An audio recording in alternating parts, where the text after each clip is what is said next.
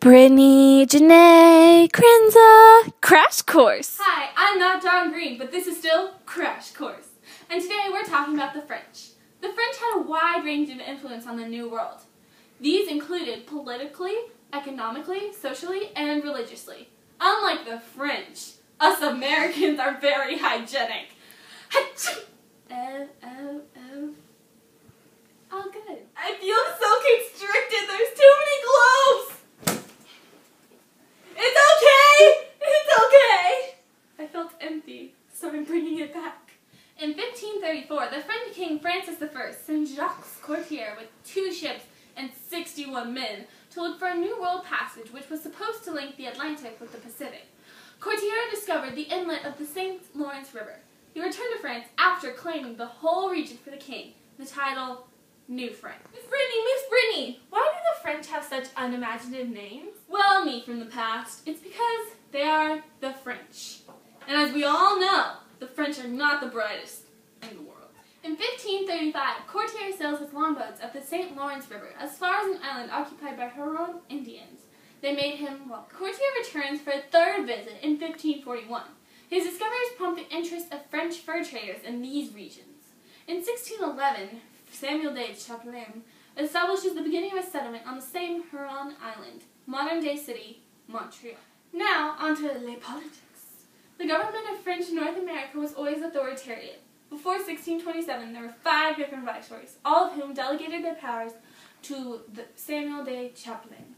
He continued to administer New France until his death in 1635. Finally, in 1647, the Crown established a council in Quebec. This council consisted of the Governor-General, the Governor of Montreal, and the Jesuit Superior. Now it's time for the open letter. Ugh, I give up. There's no door. That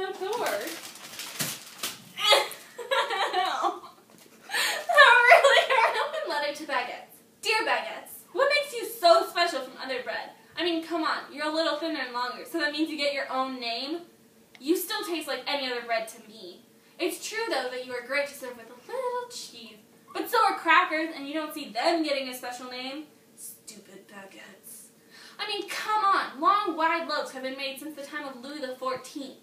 Long, thin bread since the mid-18th century. And in fact, by the 19th century, some were longer than baguettes. You didn't come to mean bread until the mid-18th century. You didn't become a French staple until the 1920s. Also, you require a special oven called a deck oven. These ovens use steam injection to create a proper baguette. This oven is typically heated to over 400 degrees Fahrenheit. This is another reason why baguettes are a waste of time. Aside from that, what part did you play in French history? You didn't keep meat longer. You didn't help win any wars. Rather, you are a loaf of bread. Best wishes, Brittany, not John. After the reposition in 1663, the French became the French that we all love today. The king appointed a governor-general who took care of the military and diplomatic situations, but also there was an independent who was responsible for civil administration. A new sovereign council, later known as Superior Council, became in place. This was made up of the governor-general and the intendant, bishop, and 5 counselors. Just because you should learn something today, here are some dates from the French and Indian War, which was the reason the French lost most power in America. In 1759, the French surrendered Quebec after a battle outside the city on the Plains of Abraham. In 1768, the Treaty of Paris ends the war between Britain and France. Now for the money. New France never met the economic expectations of its promoters. Both fur and cod, the other Canadian staple, not Canadian bacon, required a large colonial labor force, so transporting immigrants was financial liability rather than a source of profit. Even then, the rate of permanent settlement was low, which caused the demographic growth to become gradual. In the absence of large colonial population, agriculture and industrial development occurred, slowly limiting the demand for further immigration. The company of the 100 Associates arranged for the passage of an estimated 7,300 people to New France, probably 4,700 to St. Lawrence Valley, and 2,600 sent to Acadia. Many of them, however, moved on to other destinations. Roughly half of those sent to St. Lawrence, and nearly everyone else went to Acadia. By the mid-18th century, the St. Lawrence Valley was a land of self-sufficient family farms that exported surplus wheat to El Royale and the Caribbean. Now an excerpt from the first encounters with the Winnebago and the French. The French, of course, wanted to shake hands with the Indians. The French tried to speak to them, but they couldn't make themselves understood. After a while, they discovered that they were without tools, so the French taught the Indians how to use an axe and chop a tree down. After a while, they got more accustomed to one another. The Indians learned how to shoot a gun and began trading objects for axes. They would give fur and other things of that nature for the guns, knives, and axes of the whites. There were 3 estates: clergy, nobility, and the commons. In the town, tradespeople were free to pursue their own interests since there were no guilds and the cooperative association was strictly limited. Women were also encouraged to be involved with business. The society was very multicultural. They had Christian and Indian reserves east of the St. Lawrence and African laborers in Montreal. It was the people who voluntarily adopted an Indian way of life and married Indian women. The French initiated the French settlement in Illinois country through their marriages to Indian women, beginning in the 1690s. I'm not John Green, and this has been Crash Course. There you go. Overall, the French had a new part to explore and make money off of.